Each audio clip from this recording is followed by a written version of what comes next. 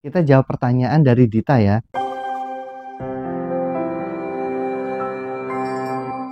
Dita ini mengalami kasus telinga yang berjamur, kemudian menanyakan untuk cara menghilangkan jamurnya gimana. Jadi untuk menangani jamur itu yang pertama adalah dilakukan pembersihan yang harus ke dokter. Nggak bisa dilakukan sendiri di rumah. Karena kalau misalkan dilakukan sendiri di rumah, itu seringkali memperparah kondisi, yaitu liang telinganya bisa bengkak dan menyebabkan liang telinganya sempit dan menambah nyeri. Karena jamur itu bisa selain keluar lendirnya, bengkak, gangguan pendengaran, dan nyeri. Bisa itu semua. Jadi tindakan pembersihan dilakukan oleh dokter biasanya dilakukan tindakan pembilasan, penyedotan. Kemudian setelah dilakukan pembersihan, dokter melakukan juga pemberian obat jamur, bisa menggunakan obat minum, obat salep atau obat tetes, bergantung dari kasusnya bisa beda-beda. Jadi saya sarankan kondisi ini wajib ke dokter THT.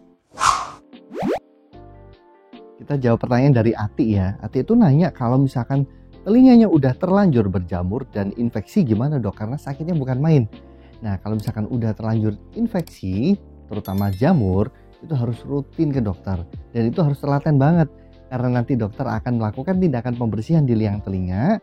Bisa disedot, bisa dibilas, dan obatnya juga beda-beda. Ada juga yang dipakai obat minum, ada yang digunakan salep, ada yang digunakan obat tetes telinga yang baunya kayak cuka. Nah itu beda-beda. Yang penting adalah rutin ke dokter.